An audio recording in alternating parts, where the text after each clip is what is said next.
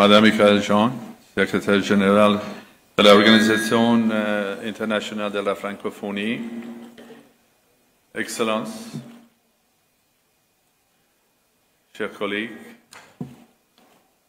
Mesdames et Messieurs, dear friends, it's my great pleasure to open this international conference in the new Armenia with a new face and a new future.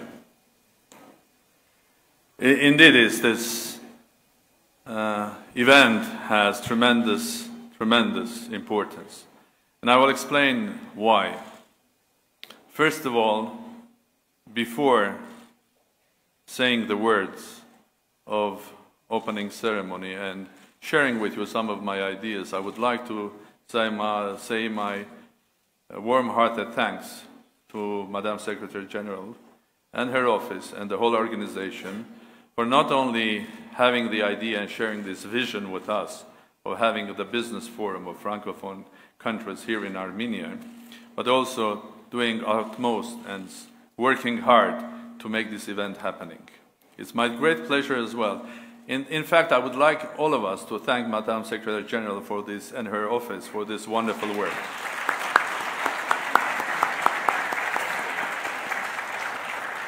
I will take this opportunity to thank also my colleagues here in Armenia who have done tremendous work working, and that was led definitely by Mademoiselle Atamian and her team. And of course, I would like to thank my colleagues, Monsieur Shahen Avakian and Monsieur David Papazian and their friends and colleagues. So this is happening. And why it is important, why the Business Forum of Francophone countries is important. First of all, the whole event of having the heads and leaders of Francophone countries coming to Armenia, a country that is a part of Francophonie today, is a historic event for us. Secondly, the Business Forum is the one thing that will stay with us, and I hope I'm going to open the first Francophone Business Forum in Yerevan, but not the last one. So I hope to have future Francophone conferences and business forums here in Yerevan, and bigger and bigger and bigger. Why it is important? Because first of all, let's be practical here. Francophone countries, led by France, are not only about language and culture. It's much more wider.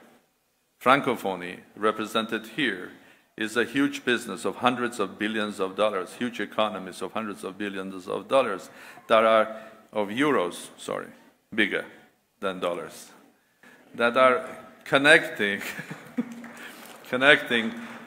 the Europe with Africa. I think it's the only and the most important access from the north to the south, helping the south to gain and to come to the bigger world, and helping the north to explore new territories, new ideas, new younger generation, new younger states of Africa.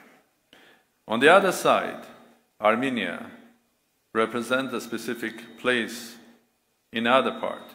We, as a state, were a part of both East and the West. We were always at the crossroads of East and the West. This nation living here for thousands of years. I was sharing with some of you colleagues yesterday that this is a country of thousands and thousands of years of a history, and a city that you are is 2,800 years old. And this is not a virtual calculation. We have the old castle with the facts on it, with the spreadsheet of the counts of the kings, everything. 2,800 years of a civilization in this city. But that's not only the history. And I was yesterday referring also to the wonderful event in the New York Metropolitan Museum, that an exhibition which is called Armenia that has opened just recently. And that exhibition was telling the story, not by Armenians, by Americans, Americans from Metropolitan Museum, about the Silk Road. Whoever is in New York, I will suggest the next 2 or 3 months to go and visit that. And the story is about Armenians and Armenia in the Middle Ages, when the Armenian traders were a big part, and somehow they were sort of a controlling part of the Silk Road, from Manila to Calcutta, to Samarkand and Bukhara, and to Toulouse, to Manchester. So this nation was not only a historic nation. This nation is not only a nation culture. This nation is also a trading nation that was on the Silk Road for ages. So the idea here is how do we connect the Silk Road to the axis, north and west in Europe and Africa. And that's my dream. My dream to have Armenia as a part, not only as a part of Francophone wonderful community and a family, but to also be the one that will help the Francophone countries, those from Europe, Canada, and Africa, to do their trade and business in the vast territories of Eurasia. Let's not forget that Armenia is the only country in the whole region that is a member of Eurasia Economic Family, that is benefiting from the absence of taxes and customs duties with Russia, some of the Central Asian republics, Belarus, and others. And on the other side, Armenia has signed a very deep agreement with the European Union. So we are really East-West country. And we are really the one that wants to repeat its success of Middle Ages.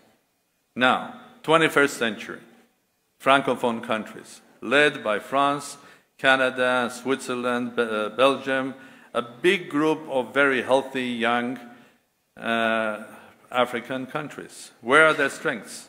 Of course, when we speak about the businesses, the names that comes to our mind are the big names, starting from Dassault to Thales, to Credit Suisse, to Nestlé, to from Bombardier, to Beccard, and all of these are fantastic companies. They do worldwide business. To be honest, when I'm thinking about Africa, even daily, when I want to know the news about Africa, I don't go to BBC, I don't go to Russia Today, I don't go to Al Jazeera. I go to Russia 24. Because that's the channel that presents to you the real story that comes from Africa. On the other side, this huge industrial base that France and Francophonie has can be matched with the young Armenia. With the young Armenia. And I come here to greet you as the new president of a new country that has a young new prime minister and a very young new government. Everything is young here. Everything is focusing to the 21st century. As you all know, Armenia had a revolution in April. Some call there a Velvet Revolution. Some of them call them a New Armenia. I will call it Young Armenia. But that was a tremendous achievement by our country and the people, Armenian. Not only Armenians living here in this country, but another 15 million living abroad. Tremendous achievement that without any conflict or without any civil war or any damage, the change has happened. The change continues. As I told recently to some of our journalists, it's not a sprint. It's not 100 meters to run. It's a marathon. We have to design our future for the next coming years and years ahead. But we have to start running with the speed of a marathon. The speed of a sprint, initially. Speed of a sprint, but having a marathon to be run. But there was, and there is another revolution in Armenia, but that unfortunately was not noticed by the world community. The Armenian Revolution of April was on every television, or every channel. Everybody knows about that. And wherever I go today, I hear about that. But there's another revolution that has happened in this country and is happening today that is not fully realized and noticed.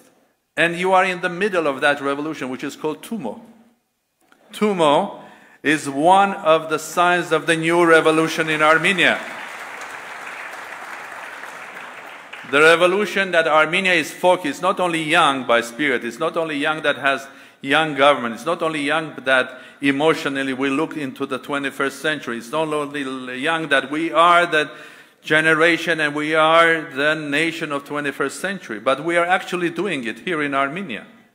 If I want to match the great names of French, Canadian, Swiss, Belgian, African companies, I can match them because I have the vision of building here in Armenia the future, the industry of 21st century, the new high-tech, the new virtual world, and TUMO, an extraordinary event or organization that is a new way of educating children, younger generation, to be a part of not only science, society, but also part of the business. Revolutionary way of doing that. That is, in fact, now will be exported from Armenia to France, to Moscow, to Doha, to Kazakhstan, is our sort of a notice to the world that we're not only young by age, we are not only young that we are dreaming to be in the 21st century, we are indeed in 21st century.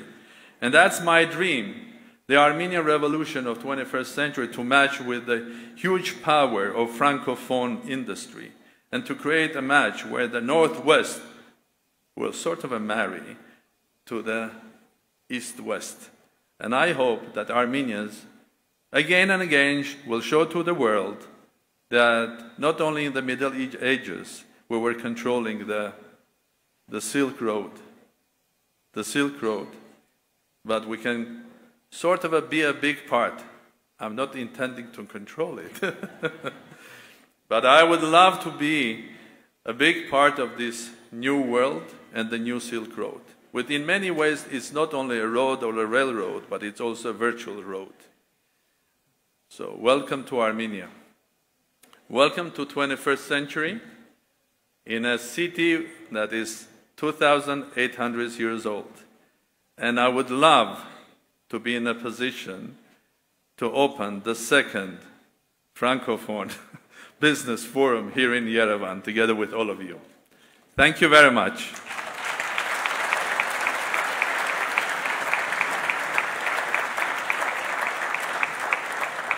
You can be all very sure the atmosphere of friendship, friendliness, and stability that you feel here will continue in the future. The Armenian Revolution in April has shown that it was not only without any blood, that it was a revolution of love and friendship. It will change the country smoothly. Armenia has very strong units of its industry. One of them, for example, is the IT sector. And Armenia is not only TUMO. There are dozens of TUMOs, of different startups in Armenia that have wonderful power. They work already with big international companies. And amazingly, a lot of them work with the Silicon Valley today. I would love to see Francophone companies in IT, high-tech working here. Another sector, banking sector, the revolution happened. Everything was absolutely stable. Armenia is a country that has one of the most advanced banking sectors in the region. I mean, it's the only country probably from the CIS that international banks are here. They were here from the first day, they have stayed here. They have pulled them out from other countries of the CIS, but HSBC, Crédit Agricole, Raiffeisen, Gazprom Bank, Greek banks, Lebanese banks, Persian banks, they're all here. So there's a stable banking financial sector. The country is changing itself. So this country can be also a gateway for you. You can come and register your company here. In a country that is becoming more and more open, predictable, stable, and also legally open. A country where the law and order will work more and more and more. You can have your company registered here and do your business in Kazakhstan, Belarus, Russia, Kyrgyzstan, Uzbekistan, or indeed in the region. So this could be a hub for you. So let me again share with you the vision that this country can be the one that can help the companies of Africa to be connected to Eurasia and help the Eurasian businesses working together with Africa. There's a huge future for Africa. I mean, everybody looks at Africa. I think if you see the international interest to Africa, that's the biggest future of the planet. On the same way, Eurasia has a future with the vast territories, natural resources, and the manpower. So being in the center of that huge opportunities, it's great privilege. So once more time, thank you very much. Welcome to Armenia, and I hope that this business forum will contribute to this friendship, business development, and the future of the whole Francophone world. Thank you very much.